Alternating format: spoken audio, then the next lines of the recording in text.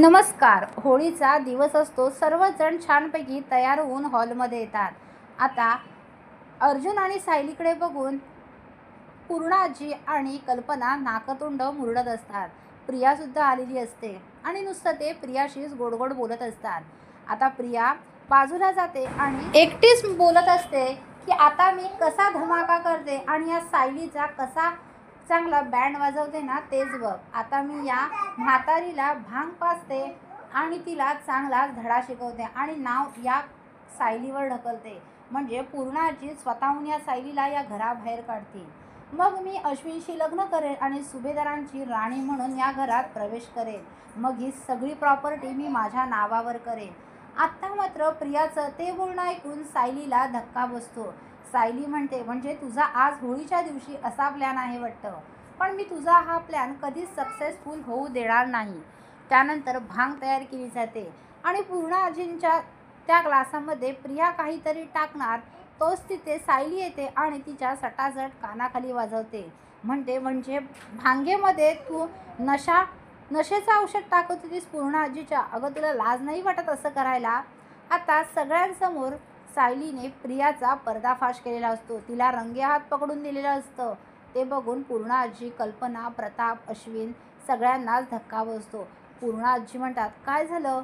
तेव्हा सायली म्हणते, पूर्णाजी ही ना तुम्हाला भांगेतून नशेचं औषध देणार होती आणि तुम्हाला वरून जिन्यावरून खाली ढकलून देणार होती आणि नाव माझ्यावर घेणार होती. ते ऐकून आता सगळ्यांनाच धक्का बसतो. अर्जुन धावत प्रियाच्या अंगावर जातो आणि म्हणतो, तुझी हिंमत कशी झाली गं? माझ्या बायकोवर अशी घाणेरडा आरोप करणार होतीस ते? पण बरं झालं माझ्या बायकोने आधीच तुला रंगेहात पकडलं. एक गोष्ट लक्षात ठेव, तू कितीही वाईट करण्याचा प्रयत्न कर, पण आमचं कधीच वाईट होणार नाही आणि तुझंच वाईट होणार.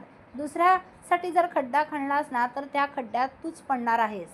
तेव्हा पूर्णाजी म्हणतात, मनात म्हणत असतात की खरंच ही सायली किती चांगली आहे. तिने तर आज माझा जीव वाचवला. ही तन्वी मला भांग देऊन वरून जिन्यावरून पाडणार होती, पण त्याआधीच सायलीने मला अलर्ट केलं. खरंच ही खूप चांगली आहे. तिने आता माझा विचार केला, पण मी तिच्याशी कशी वागली? तिला नको नको ते बोलली, तिचा अपमान केला, तिचे संस्कार काढले, तिच्या आईवडिलांना बोलली. तिला तर तिचे आईवडीलसुद्धा माहीत नाही, तरीसुद्धा मी बोलली. किती वाईट वागले मी तिच्याशी आणि तिने माझा विचार केला. प्रत्येक वेळी ती माझा विचार करते, माझ्या घरच्यांचा विचार करते, या घरातल्यांचा विचार करते, माझ्या नातवाचा विचार करते आणि मी काय केलं? मी खूप चुकीची वागली आहे तिच्याशी.